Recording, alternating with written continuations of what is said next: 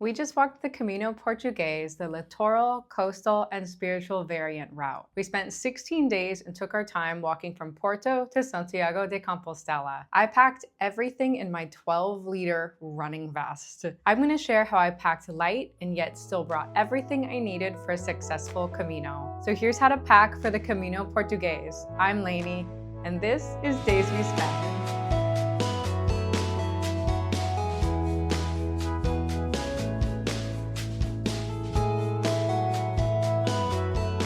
I need to start this video off by telling you a couple things about me. This is my 16th Camino, so I'm very experienced with walking Camino routes, but also I'm pregnant right now, and I was pregnant while walking this route. If you are gonna walk this while pregnant, please check with your doctor, but my pregnancy impacted what I packed a little bit and where we stayed. We ended up staying in private accommodations the whole time, but I'm also gonna share with you the modifications I would make to this packing list if I was staying in the albergues and in the dorms. We walked this route in March, and we actually got really lucky with the weather. It was quite warm for March. So this is a packing list that you could use for spring, summer, or fall, but not for winter or like the very edges of the winter season. You'll need more clothes for that. So we're gonna start with the bag. This is my 12-liter running vest from Salomon. I don't know if 12 liters means the back pocket or all the pockets included. It's unclear on the website, but I find this bag like magic and it just fits everything. It's crazy how much like snacks I'm able to cram in here because I still have space after packing everything. I chose this particular vest because I really like the pocket functionality. It has bungees on the side so I can stick my rain jacket on the exterior so it's easy to grab and use or to take off and put back. I also really like the stretch pocket in the back because that allows me to stick some snacks in there or just anything I wanted to take off and put away at the last second. But I also really love the front pockets on this vest because it has the water bottle pockets and then two really large pockets on the front, a stuffed one and the zipper. I find I can keep everything that I really need for the day on the front. You don't need to pack in a running vest to have an ultralight Camino, but I find that the smaller my bag, the less things I'm going to bring because it just doesn't fit. I really like the vest because it just fits me really nicely. I'm really short, I'm 5'1", I barely have a 14-inch torso. So to me, it's kind of hard to find a backpack that fits correctly. I've got other packing lists you can check out where I share like 24-liter bags and a 36-liter bag packing list, and those are great when you need a little more stuff. But I like the vest because while pregnant, it didn't put any pressure on my stomach. So I find also just as a woman, as I fluctuate through my monthly cycle, I prefer having something that's more on my chest versus my stomach. Your back will get sweaty. You're gonna get sweaty in a backpack anyways, but I find that the elasticity of the vest is really comfortable and it just feels like part of my body when I'm wearing it. This Salomon vest came with 2 water bottles. These are each 500 milliliters. And so I have a total of 1 liter of water. I only needed a liter of water for the Portuguese because there's lots of fountains and towns everywhere. There's only one day that I needed to have extra water and I drank my husband's, but if I was alone, I would have just bought an extra bottle to carry with me that day. And that's the day leaving Viana do Castelo if you take the variant route on the coast. But that's it. Every other time, this was plenty of water for me because I just refilled these bottles throughout the day. The next thing you need is something to keep your valuables in, and this is going to be some kind of waist bag or fanny pack for Americans like me. Because of my pregnancy, I chose to bring a slightly larger waist bag than I usually do because I thought I would need it for additional room for snacks. I did not need this size of waist bag, it just ended up being a little too large, but I would rather have too much storage than not enough in this case. This is a waist bag from Eagle Creek. It's 3 liters. I've had this for years. I use it for travel as like a daily purse. It's awesome because it has this really soft pocket for your phone. The alternative to this larger waist bag is a smaller one that I usually bring, which is this 2-liter waist bag from REI. And the reason I like this is it's so flat. So it really easily fits underneath my rain jacket when it's raining versus the bigger one, which is just, yeah, I mean, I'm already pregnant, but I looked like extra pregnant when my 3-liter waist bag is underneath my rain jacket. You could see how big this one is in comparison. Because when it's raining, I'm not gonna put the waist bag in the exposed part of my vest. It's not waterproof, so that has to be under the rain jacket. Inside this waist bag is a couple personal items and some valuables that you need to keep on you. Pilgrim credential in a plastic Ziploc bag to keep it extra dry and safe. We picked this up at the Porto Cathedral. My wallet, this one is from Chums, and I really like it because it has a zipper compartment on one side for money because you need something that handles coins, and the other side is a clear plastic one for your ID and your cards. I have a tiny pen, chapstick with sunscreen by Hurrah, soap flakes. These are from Sea to Summit because some bathrooms don't have soap when you're on the route. And then I have two little accessories cases that you probably won't have. One of them is this little bag that contains a bunch of items for my hearing aids because I wear hearing aids. So I need to carry some extra batteries and some cleaning supplies, just some random things in here like toothpicks, but also I have earplugs in this case. I don't usually need earplugs for sleeping at all because I'm very deaf when I take my hearing aids out. I definitely use earplugs for like festivals and public transit that's really loud. So I like these ones from Loop because they're super comfortable and really stay in my ear. You can see I had a lot of space in this bag. I really didn't need this much space. It was more for when I was in town and I left my vest in our accommodation and I was able to walk around comfortably. And so having that little extra space in town was what was really nice. Clothing. The key for packing light is I have one set of trail clothes, things that I wear on the route, and one set of clothes for town or accommodation clothing, and then a couple layers for the cold weather or rain. So on the route, I wore lots of sun protection has kind of been my new theme. I have this Jolly Gear sun hoodie. I really like how lightweight and cool this shirt is, but it also dries really quickly when I wash it at night. I like the hood for the sun protection, has a really great ponytail hole in the back so that it fits a little nicer with my hair. And the thumb holes help provide really good protection for my hands. You're gonna get some really weird tan lines. And I put sunscreen on my hands too. There's no shade on the Camino Portuguese coastal route. So you really wanna overdo the sun protection. And that's one of the reasons I love the sun hoodie because I find that I often forget to put sunscreen on my neck and then I don't have to think about it as much when I have that area of my body covered. I also really like merino wool sun hoodie options because they don't smell and you don't have to wash them as frequently. But I chose to bring the Jolly Gear for this route because I knew it would be at the coast and it'd be breezy and I wanted that extra ventilation that this specific fabric provides. I love these pants from Cool because they come in different lengths. I'm short, petite, and I was able to find pants that are in the length I needed so I don't have to cuff them and they don't drag. They're so comfortable because they have the elastic waistband, which meant that as my stomach grew, my pants were fine and they still fit. I also really love the pockets on these pants. There's really great cargo pockets on the side and my phone fits in the front pocket and doesn't fall out when I'm hiking. So sometimes I would just put it in that pocket and it was fine. I love my bra and underwear set from Branwyn Merino. Merino wool is just my absolute favorite fabric. It is odor resistant, antimicrobial, dries quickly when you wash it, feels good on my skin. It's not itchy. I love it. So I have the bralette and I wear this for hiking because my vest is doing a lot of work like a sports bra does. I don't really need that much support when I'm wearing a vest that's like literally hugging everything all together. And for underwear, I've got a variety of the different like bikini and hipster cuts that they have and the boy shorts. They're all great. I just picked the ones that I felt like wearing. I always wear merino wool socks for hiking. I always bring two pairs, one that I'm wearing to walk in and then one that is being washed or dried. Essentially, the two pairs of socks I have is like one is a clean one that I can put on at night and then I wear it the next day for hiking. So they're always like rotating and swapping out of what's dirty and what's clean. The best way to prevent blisters is better gear, in my opinion, and one of those ways is better socks. And now merino wool wicks away sweat. If they get wet in the rain, your feet will stay warm. I have some from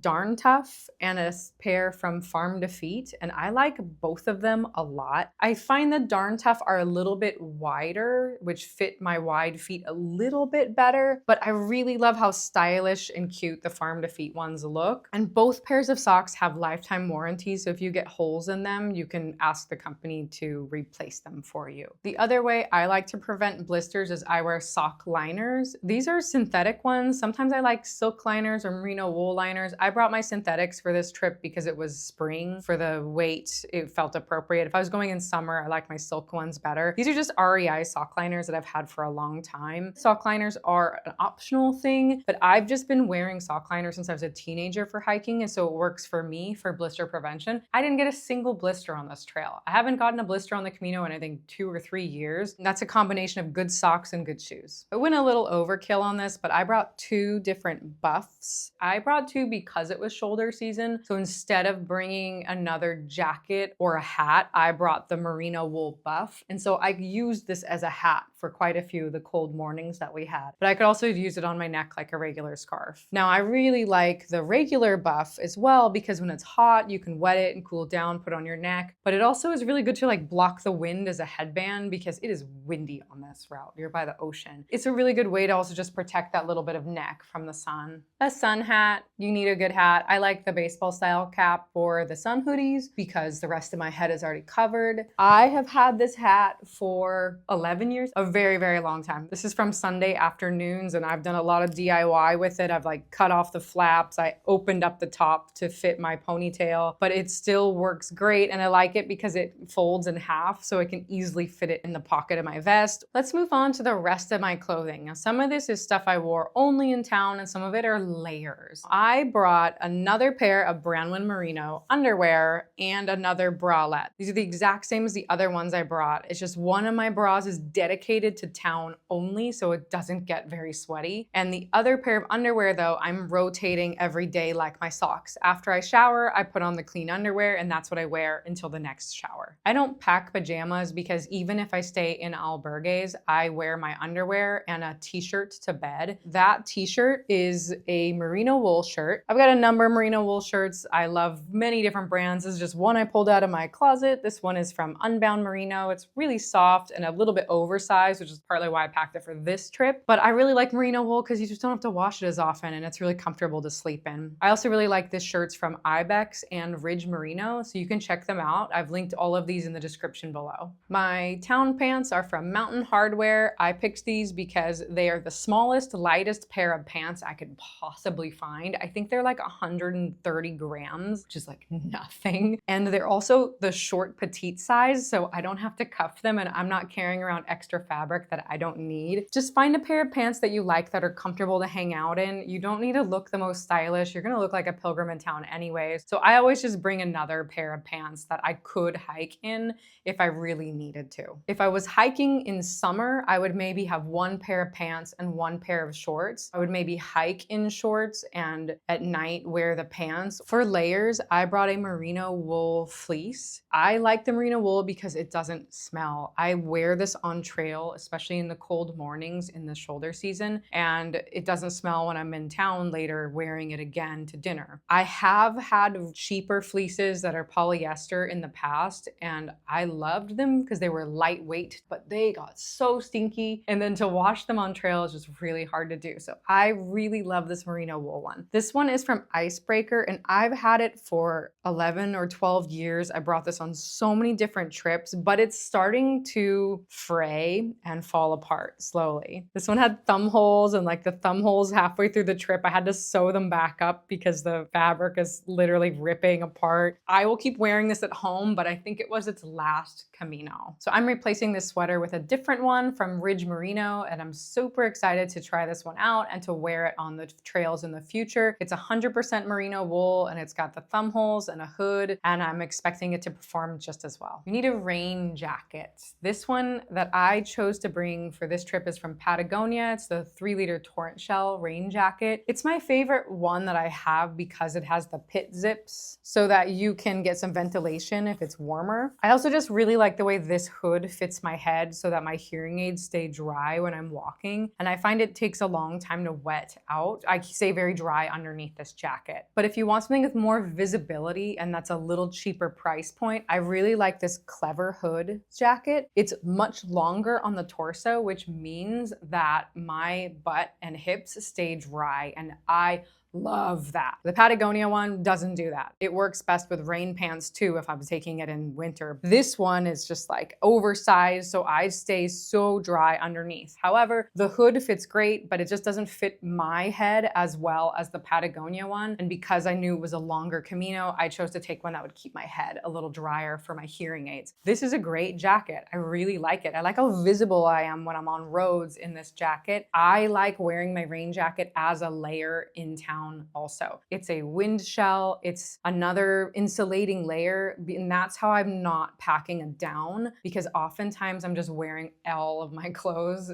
on a cold night. Let's talk about shoes. I'm a huge fan of trail runners. I hate hiking boots for the Camino because you're not in the wilderness, you're on roads and cobblestones and boardwalks in this case, and some trails. So I really think trail runners are absolutely sufficient. There's lots of brands that make great trail runners. I like these ones. These are the Ultra Lone Peaks. These are the 9s. These trail runners are 0 drop, meaning they're almost in the barefoot shoe category. So if you are used to wearing shoes with a heel rise, this transition will be awful for you. So don't go into the Ultras without training prior to wearing them on the Camino. I love them because they have such a huge wide toe box, and I actually get the wide version because I wear barefoot shoes in daily life, so my feet are quite wide. This is part of my secret for never getting blisters. My shoes fit correctly. They're not too tight as my feet swell throughout the day. I'm not having more problems with rubbing and hot spots because the shoes have space. You always want to size up or try on your shoes at the end of the day when you're buying hiking shoes. If you're gonna look for anything, look for a trail runner with a wide toe box, not Gore-Tex. If they get wet, that's fine. They dry quickly. That's the key for good trail runner shoes. I also bring a pair of sandals in a plastic bag so they don't get everything else gross in my bag. These are the Zero Shoes Z-Trail sandals. I've had these for years and years and years and brought them on many Caminos. They are not the most stylish sandal I have, but I like them because they're the lightest weight sandal I have for the functionality. I like that they have Velcro straps so they really stay on my feet when I'm walking around in town, and they have an open toe area so I can wear them with socks. I can wear these in the shower if I needed to for the albergue, because you need to wear sandals in the shower if you're staying in a dorm. If you want a slightly more stylish sandal, I really love Zero Shoes D-Trail sandals. They're like a Tiva style, but they're much smaller. These are also a 0 drop shoe, but they're really grippy and they're made for hiking. And this fabric is made to dry quicker than the fabric of the other sandals I have. The only reason I didn't pack these ones is because they're a little bit heavier than the Z-Trail. And because of my pregnancy, I prioritized keeping things as light as possible. If I wasn't pregnant, I would bring these sandals instead. They're more comfortable, more stylish, and I think the colors are cute. Toiletries and first aid. All of my toiletries fit in this tiny little case. This bag is just a bag I got from Muji many, many years ago. It's got 2 compartments and one of them is this mesh. I like the organization I get from it. Inside this bag, I have my toothbrush with a cover, a few floss picks, a bag with toothpaste tabs. I count out how many I need and then I add an extra day. My night guard, bite guard. I bring a chunk of a bar of Dr. Bronner's soap in this soap case from Matador. It's a magical soap case. It lets the soap dry even though it's closed, so your soap lasts longer and isn't gross when you go to grab it. It's just got this little roll top.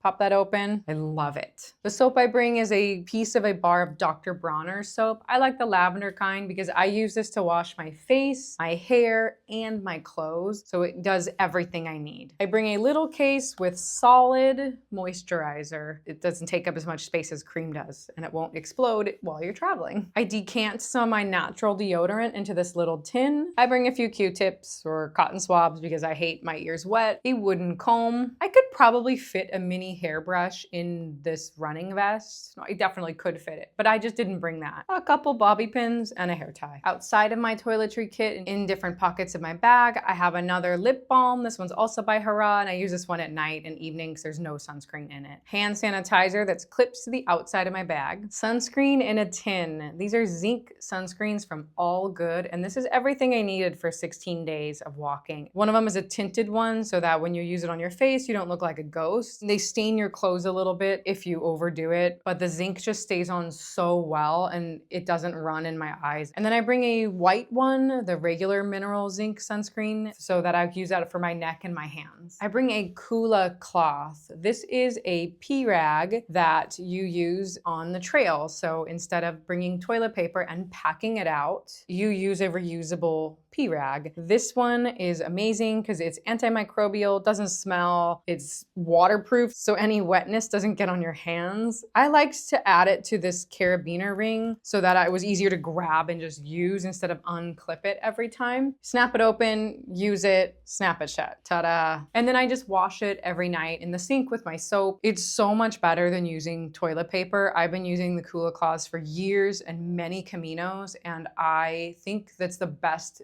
piece of gear that you can bring as someone who squats to pee in the woods. This is my first aid kit. It's just a bag that I've compressed with a hair tie. First and most important thing to bring in your first aid kit is blister prevention or treatment. Some people swear by comp bead that you find all over Spain. I hate it. The adhesive is terrible for my skin. I'm very allergic to it, and I find I don't even stay on my skin. Everyone else who loves comp bead thinks it's the greatest thing that's ever invented.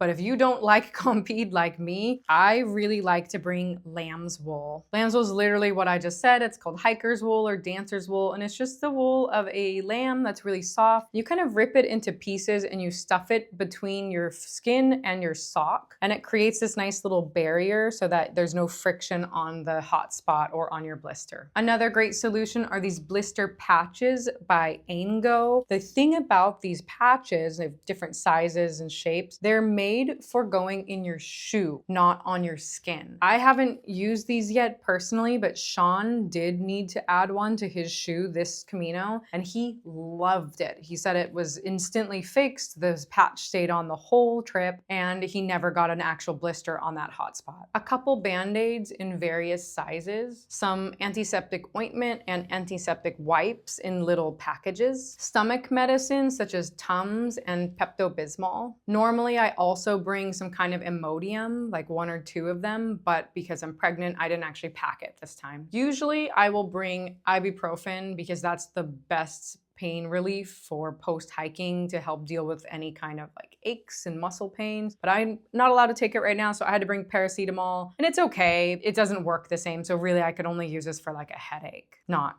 aching muscle pain. I bring some safety pins, you never know when you're gonna need them, and a really tiny sewing kit, and a small roll of KT tape or kinesiology tape, because in the past I've had knee problems with tendonitis, and so this type of tape has helped me. I only bring enough stuff to get me to a pharmacy. So like if I needed to use this, I could put it on, and then the next day I'd be like, hey, I need to go to the pharmacy and get like a knee brace. All of that is my first aid in toiletries, and I've fit all of these things in my running vest, but I also brought like these 3 bags were full of prenatal vitamins that I had to take. So if I could pack this amount of vitamins, you can pack what you need in this 12-liter bag. Accessories and everything else. Because the bag is not waterproof, I bring 2 dry bags. When it's raining, everything fits inside these. These are both from Sea to Summit. I have a 5-liter and a 3-liter Ultrasil dry bag. These are the absolute best. I've been using them for a couple years, and I've never had my stuff get wet through these bags yet. I packed a towel, and I really didn't need it because we were staying in private accommodation. I thought I would use it for the beaches, but it just wasn't quite warm enough to swim. But this one is enormous, and I mean, to me, this is enormous. It's a Sea to Summit Airlight towel. This is a size large. It fits in this little case, but I didn't bring the case with me on the trip because I just shoved the towel in my dry bag the whole time. If I was staying in albergues instead of private accommodation, I would bring a sleep sack only. And this is a silk sleep sack liner. So it's really small, incredibly lightweight, and this fits inside the running vest, no problem. I had extra space because I didn't pack this, but I would have no issue packing this because I have done that in the past for other routes. Some places may not have blankets for you to sleep with. If you are a cold sleeper, maybe the running vest is not for you. Speaking of going to bed,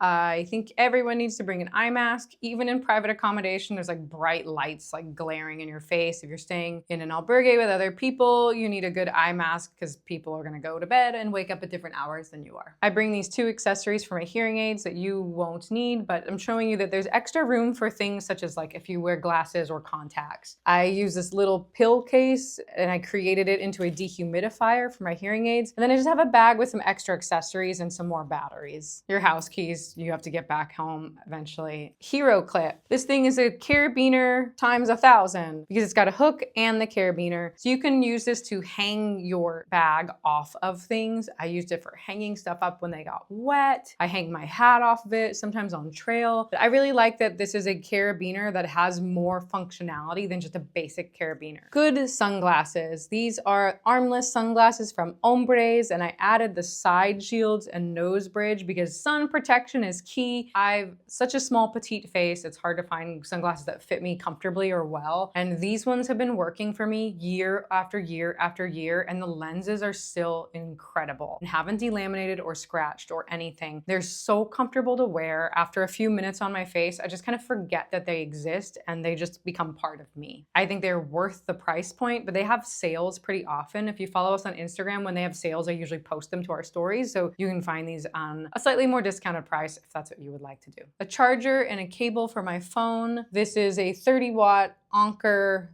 fast charger. It's a European plug. If you don't have a European plug, you'll need an adapter or a different type of like brick. And then this is just the cable that came with my phone. Other thing I bring is my phone, which is filming this video right now. I have an iPhone, so that is what I use. A spork or a fanoon, spoon, fork, knife. I have this for picnics, for eating yogurt, all of the things. It's so useful to just pack one little extra piece of gear. I'm a hiking pole person. These are very fancy hiking poles from Gossamer Gear. These were sent to me and I love them. You do not need to bring poles as expensive as these. Only invest in a very high quality, expensive pair if you know you're a person who likes hiking poles. Some airlines let you pack them on the plane. Other times you are going to have to check them. And when we've done that in the past, we have purchased a box, packed the poles and our knife in a box, and then that gets checked into our flight. Sean carried a couple pieces of gear that I also use, such as our pocket knife, which is a very tiny little Opinel knife, and all of our filming equipment this time. Lastly, I have assorted plastic bags for snacks, and I just wash and reuse these multiple times for trail mix, nuts, a sandwich, extra bread. All right, I think it's time to pack this bag and weigh it and prove to you that yes, it does all fit inside.